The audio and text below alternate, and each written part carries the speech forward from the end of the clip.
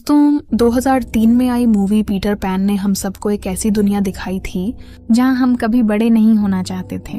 क्या रोमांच था, क्या विजुअल्स थे और वो नेवरलैंड का जादू आज भी रोंगटे खड़े कर देता है। लंदन में वेंडी डार्लिंग अपने छोटे भाइयों जॉन और माइकल को सोने से पहले कहानियां सुनाया करती हैं। उसकी कहानियों में अक्सर कैप्टन हुक और उसके खतरनाक समुद्री डाकुओं का जिक्र होता है। दोनों भाई बड़ी दिलचस्पी से ये कहानियां सुनते हैं और खुद को उन रोमांचक घटनाओं के बीच कल्पना करने लगते हैं। लेकिन वेंडी को यह पता नहीं होता कि उसकी खिड़की के बाहर कोई और भी उसकी कहानियां सुन रहा है। वह कोई और नहीं बल्कि पीटर पैन है, जो चुपचाप नर्सरी की खिड़की के पास बैठकर वेंडी की बातें सुनता रहता है। घर में रहने वाली आंटी मिलिसेंट को वेंडी की ये कल्पनात्मक कहानियां बिल्कुल पसंद नहीं आती। उन्हें लगता है कि वेंडी को अब बड़ी हो रही लड़की की तरह अपने भविष्य के बारे में सोचना चाहिए और ऐसी बच्चों जैसी कहानियों में समय नहीं बिताना चाहिए।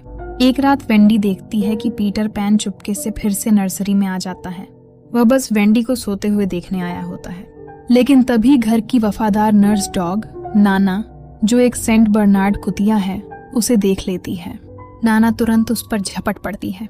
इसी झड़प में पीटर की परछाई उसके शरीर से अलग हो जाती है और नाना उसे काट कर अलग कर देती है। अगले दिन स्कूल में वेंडी की टीचर उसे नोटिस करती है कि वह अपनी कॉपी में किसी लड़के की तस्वीर बना रही है। वह लड़का और कोई नहीं बल्कि पीटर पैन है।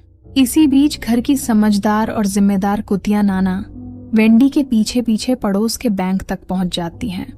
वेंडी वहां इसलिए जाती है क्योंकि उसे पता चलता है कि स्कूल से उसके पिता के नाम एक शिकायत भरा पत्र भेजा गया है। वह चाहती है कि वह पत्र उसके पिता तक पहुंचने से पहले ही रोक लिया जाए, लेकिन वेंडी की ये कोशिश उलटी पड़ जाती है। हालात ऐसे बन जाते हैं कि सबके सामने उसके पिता को शर्मिंदगी का सामना करना पड़ता है और वेंडी अनजाने में उन्हें सबके सामने अपमानित कर बैठती है। वेंडी जब पीटर पैन से मिलती है तो वह उसकी मदद करती है। पीटर अपनी खोई हुई परछाई ढूंढ रहा होता है।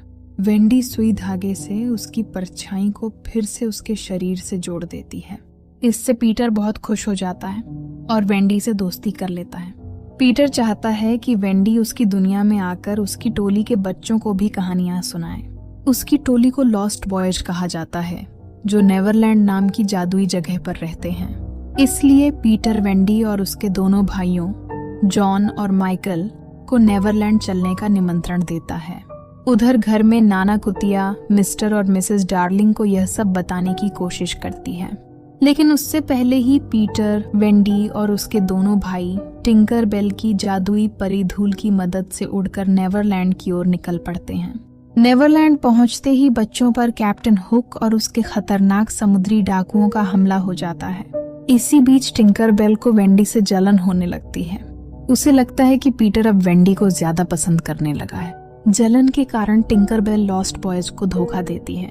वह उन्हें यह विश्वास दिला देती है कि आसमान से उड़ती हुई वेंडी कोई पक्षी है। लॉस्ट बॉयज उसकी बात मान लेते हैं और वेंडी पर तीर चला देते हैं, लेकिन सौभाग्य से वेंडी बच जाती है।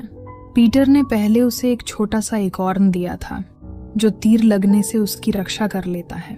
जब पीटर को सच्चाई का पता चलता है तो वह टिंकर बेल से बहुत नाराज हो जाता है। वह टिंकर बेल को सजा देता है और उसे नेवरलैंड से बाहर निकाल देता है। इसके साथ ही पीटर और टिंकर बेल की दोस्ती भी खत्म हो जाती है। कुछ समय बाद वेंडी लॉस्ट बॉयज के साथ रहने के लिए राजी हो जाती है। वह उनके लिए एक माँ की तरह बन जाती है, जो उनका ख्याल रखती है, उन्हें कहानियां सुनाती है और उन्हें सही रास्ता दिखाने की कोशिश करती है। पीटर पैन भी खुद को उनका पिता मानने लगता है और सब मिलकर एक अजीब लेकिन खुशहाल परिवार की तरह रहने लगते हैं। इसी बीच जॉन और माइकल की मुलाकात टाइगर लिली से होती है, जो एक बहादुर नेटिव अमेरिकन राजकुमारी है। लेकिन तभी कैप्टन हुक और उसके समुद्री डाकू उन्हें पकड़ लेते हैं और तीनों बच्चों को ब्लैक कैसल नाम की खतरनाक जगह पर ले जाते हैं। उसी समय कैप्टन हुक एक और मुसीबत से भी परेशान रहता है। एक मगरमच्छ कई सालों से उसका पीछा कर रहा होता है, क्योंकि उसने पहले कैप्टन हुक का हाथ खा लिया था। जब मगरमच्छ फिर से उसके पीछे पड़ता है तो हुक डर के मारे भागने लगता है। तभी पीटर पैन, वेंडी और लॉस्ट बॉयज वहां पहुंचते हैं और जॉन, माइकल और टाइगर लिली की मदद करते हैं। सब मिलकर कैप्टन हुक और उसके आदमियों को भगा देते हैं। इसके बाद नेटिव अमेरिकन कैंप में सब लोग खुशी मनाते हैं और एक बड़ा जश्न होता है। इस जश्न के बाद पीटर वेंडी को एक खास जगह दिखाने ले जाता है। वह उसे परियों के घर ले जाता है जहाँ छोटी छोटी परियां रहती हैं। वहाँ का माहौल बहुत जादुई और खूबसूरत होता है। वहीं पीटर और वेंडी एक साथ नाचते हैं और उनके बीच एक रोमांटिक पल बन जाता है। लेकिन यह सब कैप्टन हुक चुपके से देख रहा होता है। हुक समझ जाता है कि टिंकरबेल वेंडी से जलती है, इसलिए वह टिंकरबेल को बहकाने की योजना बनाता है। वह उसे यह यकीन दिलाने की कोशिश करता है कि एक दिन पीटर वेंडी के लिए नेवरलैंड छोड़कर चला जाएगा। ये बात सुनकर टिंकरबेल और भी बेचैन हो जाती है। उधर वेंडी पीटर से अपने दिल की भावनाएं समझाने की कोशिश करती है, लेकिन पीटर अभी भी एक बच्चा ही रहना चाहता है। उसे लगता है कि अगर वह बड़ा हुआ तो ही प्यार जैसी भावनाएं समझ पाएगा। इसलिए वह गुस्से में आकर वेंडी से कह देता है कि उसे अपने घर वापस लौट जाना चाहिए। इसके बाद पीटर अचानक नेवरलैंड से उड़कर लंदन पहुंच जाता है। वह डार्लिंग परिवार की नर्सरी में जाता है और उस खिड़की को बंद करने की कोशिश करता है जिससे होकर वे नेवरलैंड आए थे। लेकिन उसकी यह कोशिश सफल नहीं हो पाती और खिड़की खुली ही रह जाती है। समय बीतने के साथ वेंडी को महसूस होता है कि जॉन और माइकल धीरे धीरे अपने माता पिता को भूलने लगे हैं। ये बात उसे परेशान कर देती है। वह अपने दोनों भाइयों को समझाती है कि उन्हें अब घर वापस लौट जाना चाहिए, क्योंकि उनके माता पिता उनका इंतजार कर रहे होंगे। आखिरकार जॉन और माइकल उसके साथ घर लौटने के लिए तैयार हो जाते हैं। लॉस्ट बॉयज भी यह सुनकर सोचने लगते हैं और अंत में वे भी वेंडी के साथ जाने का फैसला कर लेते हैं। जब पीटर को यह पता चलता है तो वह बहुत निराश हो जाता है। उसे लगता है कि उसके सभी दोस्त उसे छोड़कर चले जाएंगे। घर जाने से पहले वेंडी पीटर को अलविदा कहती है और उसके लिए एक कप दवा छोड़ जाती है। लेकिन इसी बीच कैप्टन हुक अपनी चाल चलता है।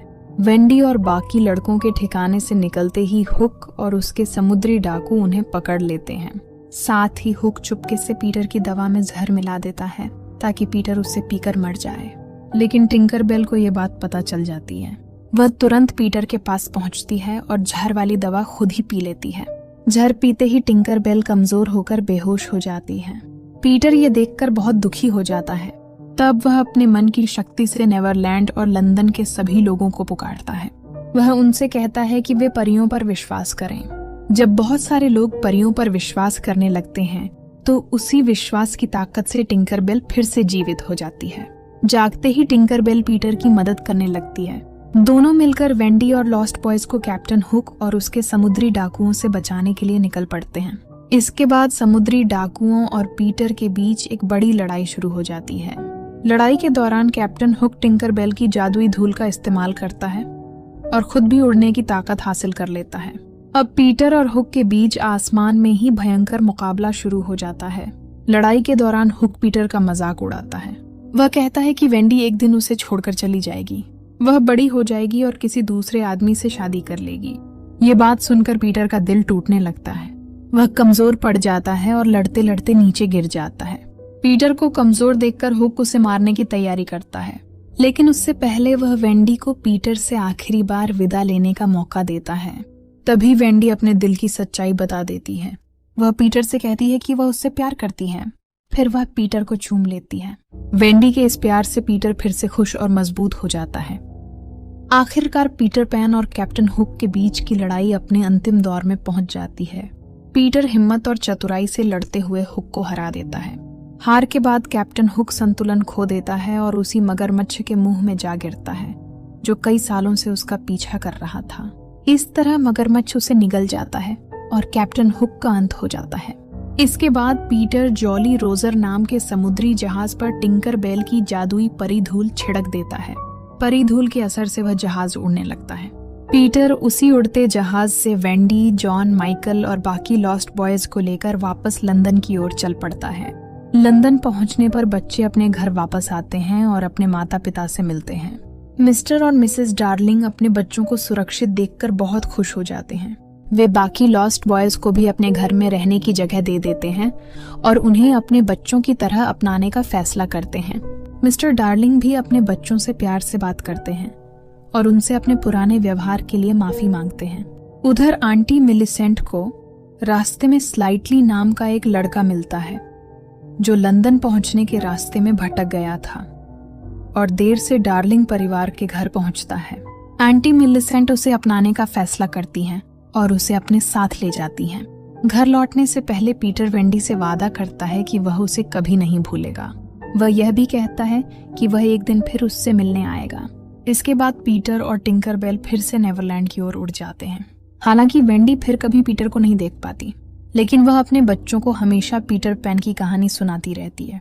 फिर उसके बच्चे भी यह कहानी अपने बच्चों को सुनाते हैं। इस तरह पीटर पैन की कहानी पीढ़ी दर पीढ़ी चलती रहती है और कभी खत्म नहीं होती। अगर आप भी पीटर पैन की तरह हमेशा जवान रहना चाहते हैं तो इस वीडियो को जल्दी से लाइक कर दें।